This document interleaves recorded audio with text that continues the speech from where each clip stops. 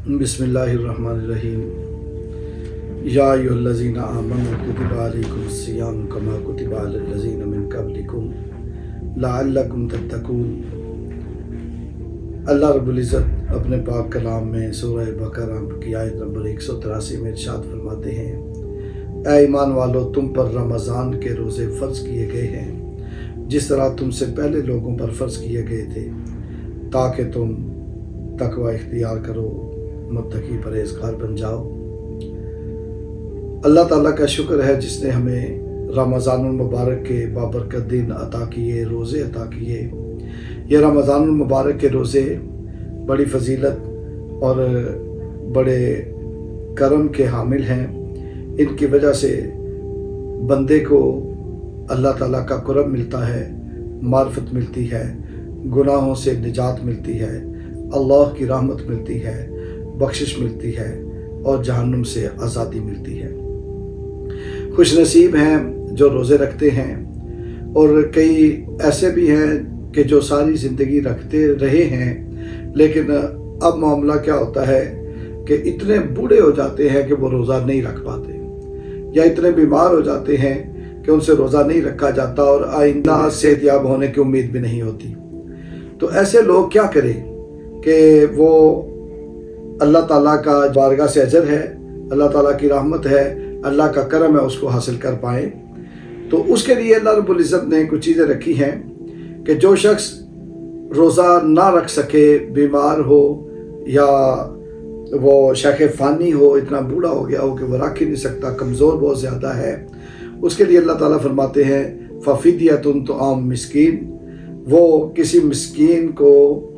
جو ہے وہ کھانا کھلا دے، اس کا فدیہ دے دے، تو وہ بھی روزے کے اجر کا مستحق بن سکتا ہے۔ تو روزے جو شخص نہ رکھ پائیں، اس وجہ سے نہیں کہ کسی کو نزلہ ہوا ہے، زکام ہوا ہے، کھانسی ہوئی ہے اور وہ روزہ چھوڑ دیتا ہے اور کہتا ہے میں اس کا فدیہ دے دیتا ہوں، یا ویسے ہی تھوڑی بہت طبیعت خراب ہے اور کہتا ہے میں نہیں رکھتا، فدیہ دے دیتا ہوں۔ نہیں، فدیہ وہ شخص دے سکتا ہے کہ جو اتنا بیمار ہو کہ روزہ نہ رکھ سکتا ہو اور آئندہ بھی صحت یابی کی امید نہ ہو، یا اتنا بوڑھا ہو کہ وہ روزہ ہی نہیں رکھ سکتا اور دوبارہ ہمت اور طاقت آنے کی امید نہیں، تو وہ پھر صدقہ فطر کی مقدار کسی مسکین کو غلہ دے دے،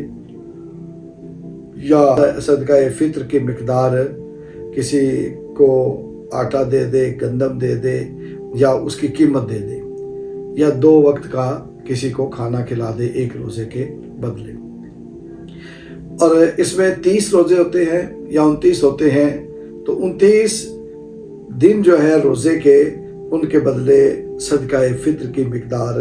روزانہ کی بیس پر، یعنی ایک روزے کا ایک صدقہ فطر کی مقدار جو ہے وہ فدیہ دیا جائے گا۔ تو جب بندہ ایسا کرے گا تو وہ بھی اللہ تعالیٰ سے اجر کا مستحق ہوگا۔ ان میں ایک وہ عورت بھی فدیہ دے سکتی ہے اور روزہ چھوڑ سکتی ہے جو اب بچے کو دودھ پلاتی ہے یا حاملہ ہے اور اتنی کمزور ہے کہ اس کو اب امید ہی نہیں کہ اس کے اندر اتنی طاقت اور ہمت آئے گی کہ دوبارہ روزہ رکھ سکے گی، اور اب اگر جو بیمار تھا بڑا وہ صحت یاب ہو جاتا ہے، یا حاملہ عورت صحت یاب ہو جاتی ہے، بچے کو دودھ پلانے والی میں اتنی قوت آ جاتی ہے کہ وہ روزہ رکھ سکتی ہے، یا بیمار جو ہے وہ صحت یاب ہو جاتا ہے، یا اتنا بوڑھا جو ضعیف تھا جس کو امید ہی نہیں تھی صحت یاب ہونے کی اور اس نے فدیہ دے دیا تھا، وہ بھی ہمت اور طاقت اس میں آ جاتی ہے، صحت اس کو مل جاتی ہے، تو اب وہ روزہ رکھیں گے سارے کے سارے، اور جو فدیہ انہوں نے ادا کیا تھا ان کا وہ فدیہ جو ہے وہ نفلی صدقہ ہو جائے گا، اس کو ثواب ملے گا، اور روزہ رکھنا پڑے گا، اس کی قضا کرنی پڑے گی، اور جب قضا کرے گی اللہ تعالیٰ کی بارگاہ سے اجر کے مستحق قرار پائیں گے۔ فدیہ کس کو دینا چاہیے؟ فدیہ مسکین اور غریب بندہ، انتہائی غریب بندہ جو صاحب استطاعت نہ ہو اور وہ صاحب نصاب نہ ہو، ایسے بندے کو، یا اللہ ہے، غریب ہے، اس بندے کو دینا چاہیے نہ کہ جس کو مرضی کام کرنے والی کو دے دیا یا دکان پہ ملازم ہے اس کو دے دیا. اچھا بھلا نظام جس کا چل رہا ہے اسے فدیہ نہیں دینا چاہیے. فدیہ جو ہے یہ ایک تو روزے کی جگہ پہ بندہ جو ہے پیش کرتا ہے اللہ کی بارگاہ میں اپنی طرف سے صدقہ. اس کا صدقے کا بھی وہ ثواب پاتا ہے اور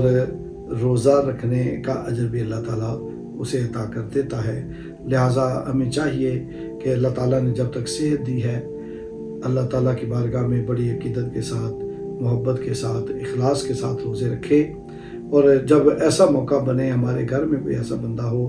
تو بیمار ہو یا بوڑھا ہو، انتہائی ضعیف ہو، تو اس کے جو ورثاء ہیں اس کے مال سے اس کی زندگی میں وہ اس کو خود فدیہ دینا چاہیے اس کو. اور جب اگر بندہ کوئی فوت ہو جاتا ہے تو اس کا فدیہ جو ہے اس کے ورثاء ادا کریں گے. اور ورثاء پر یہ واجب نہیں، فرض نہیں، لیکن اگر وہ وصیت کر کے جاتا ہے کہ میرے مال میں سے تم نے فدیہ دینا ہے تو 1/3 حصہ جو اس کی وراثت اس کے ترکے کا ہے اس سے فدیہ دینا ضروری ہے، فدیہ دینا چاہیے. اور اس کی جو یہ وصیت ہے اس پر عمل کرنا چاہیے تاکہ اللہ کی بارگاہ میں وصیت کرنے والا جو ہے وہ بھی گناہ گار نہ ہو، اور جن لوگوں کو وصیت کی ہے اپنی اولاد کو، وارث جو ہیں ان کو، وہ بھی اس فدیے کو دے کر اللہ تعالیٰ کی بارگاہ میں اجر کے مستحق ٹھہریں اور گناہ گار نہ ہوں. اللہ تعالیٰ کی بارگاہ میں دعا ہے ہمیں صحت و سلامتی کے ساتھ رمضان المبارک کے روزے رکھنے کی توفیق عطا فرمائے. آمین ثم آمین.